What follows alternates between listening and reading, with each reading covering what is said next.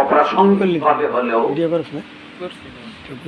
আল্লাহর পক্ষ থেকে সুবহানাল্লাহি ওয়া আলহামদুলিল্লাহ, আল্লাহর পক্ষ থেকে হাজারো হাজার লাখো লাখো কোটি কোটি বার সঙ্গত একটি আয়াতে কারিমা। যদিও আমার আলোচনার একটা ইচ্ছা ছিল অন্যদিকে, বসার সাথে সাথে আল্লাহ পাকের ওই আয়াতে কারিমার ফয়েজ আমি পাইতেছিলাম।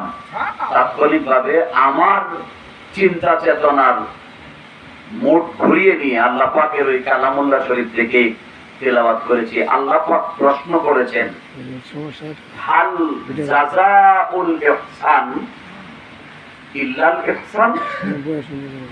সূরা আর-রহমানের অত্যন্ত গুরুত্বপূর্ণ এই আয়াতে কারিমা। আল্লাহ পাক প্রশ্ন করতেছেন, হাল আরবিতে বলা হয় জুমলায়ে ইস্তেফহাম, ইন্টারোগেটিভ সেন্টেন্স, প্রশ্নবোধক শব্দ।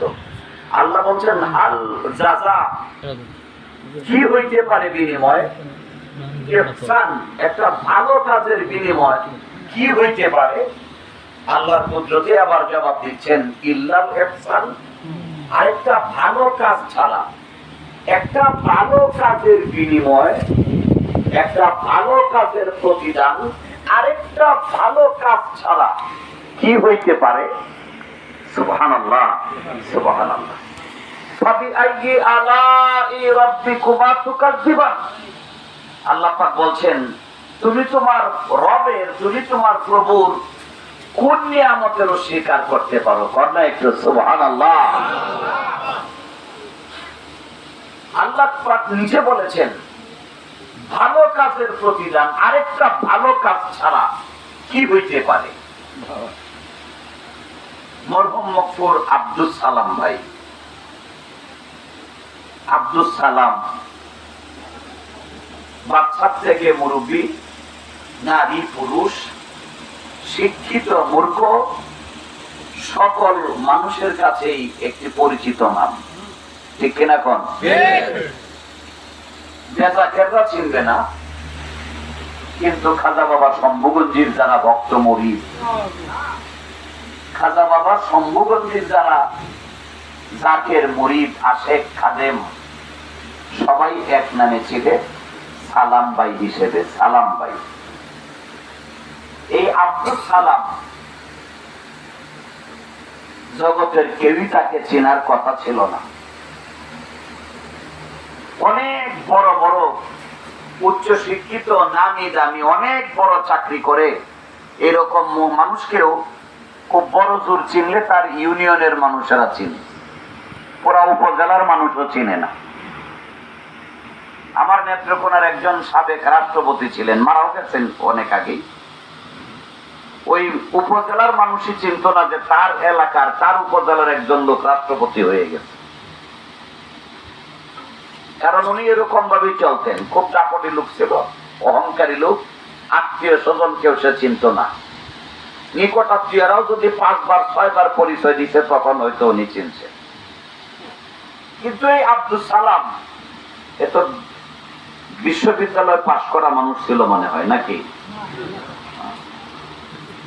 নিজের নামটা আব্দুল বাদ দিলে শুধু সালাম, সালাম আসলে জায়েজ না। আমরা যদি এটা প্রচলিত হয়ে গেছি সালাম ভাই বলতেছি, এটা ঠিক না, শরীয়ত এটাকে এলাও করে না। নামটা হচ্ছে আব্দুস সালাম। সালামুন আল্লাহর সিফতি নাম। যখনই বান্দার সাথে যুক্ত হয় তখনই আল্লাহর নামের সাথে হইলে আব্দুন হইতে হবে, নবীজির নামের সাথে হইলে গোলামুন হইতে হবে। নবীজির যে সমস্ত নাম আছে, মুস্তফা, আমার নবীজির নাম মুস্তফা, তো কোন উম্মতের নাম যদি হয় তাহলে হইতে হবে গোলাম মুস্তফা।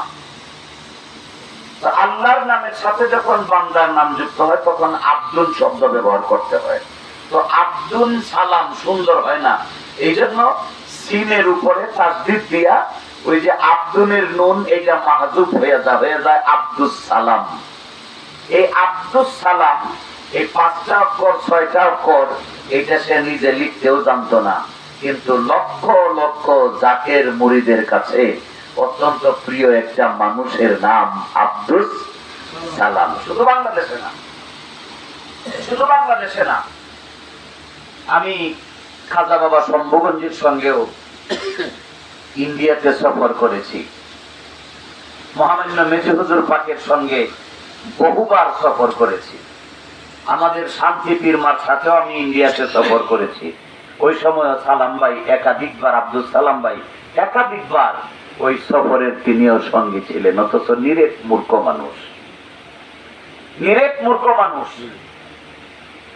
ইমিগ্রেশনে যাওয়ার সময় সকলকে সিগনেচার দিতে হয়েছে, হ্যাঁ দিচ্ছে টিপসই, কিন্তু ঠিকই বিদেশ সফরের একজন যাত্রী।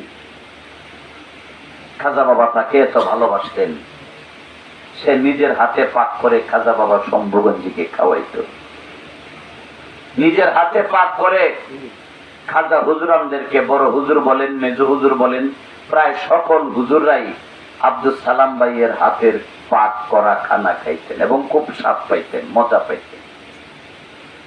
আব্বা হুজুরের সময় এই আব্দুল সালাম ভাইকে দেখতাম, সে রান্না বান্না শেষ হইলে দৌড়াইয়া মঞ্চে আসতো, আচ্ছা নিজের হাতে মাইকের অ্যাডজাস্ট করতো, টুনিংটা বেড়ে গেছে কমাইয়া দিত, ওই যেখানে যেখানে মাইকের হরন লটকানো আছে ওই হরনের সামনে গিয়া দাঁড়াইয়া দাঁড়াইয়া শুনে আসতো যে ওই হরন দিয়া কথাটা সুন্দর শোনা যায় নাকি ব্যতিক্রম আছে। আবার দৌড়ে দৌড়ে মাইকের কাছে আসতো, আইসা টুনিং দিয়ে অ্যাডজাস্ট করতো।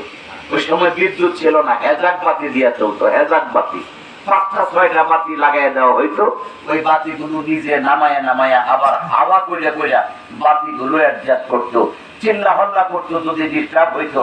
তো আব্বা বলছেন মাইক আর লাইট এই দুইটা যদি ঠিক না হয় তাহলে মাহফিলে ফয়েজ পাওয়া যায় না।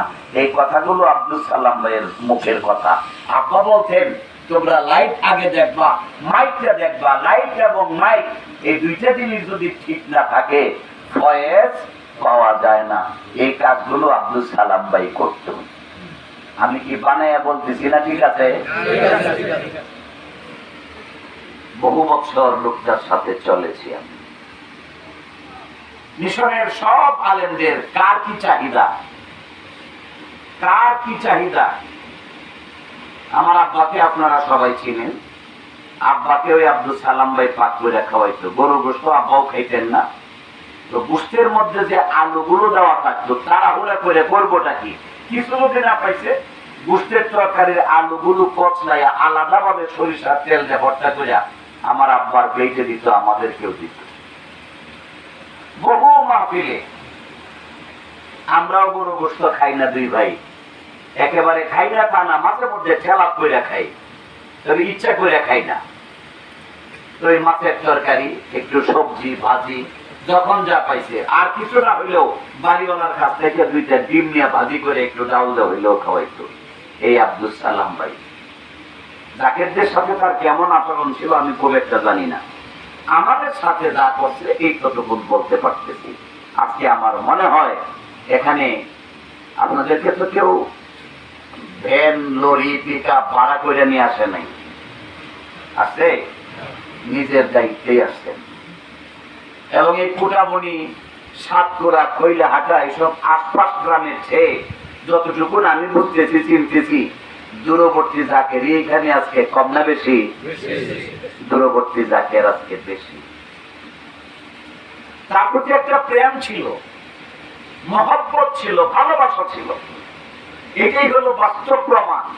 আল্লাহ বলছেন হাল জাযাউল ইহসান ইল্লাল ইহসান, একটা ভালো কর্মের বিনিময় আরেকটা ভালো ছাড়া আর কি হইতে পারে? সুবহানাল্লাহ, সুবহানাল্লাহ, সুবহানাল্লাহ। আব্দুল সালামের দোষ একটাই ছিল, সারা দেশের জাকের আশেক পাগলদের টাকা মাইরা খাইছে, এরকম দোষ ছিল বোধহয় নাকি? সারা দেশ লাগতো না। আব্দুল সালাম যদি বছরে সব কানে আশেকের টাকা মারতো তাহলে এই যেখানে বসি এখানে এইরকম থাকতো না, অন্তত 5-7 তলা একটা বিল্ডিং হয়ে থাকতো। একটা ছেলে একটা মেয়ে, কিছুই করতে পারে নাই ছেলে মেয়েদের জন্য, কিছুই করতে পারে নাই।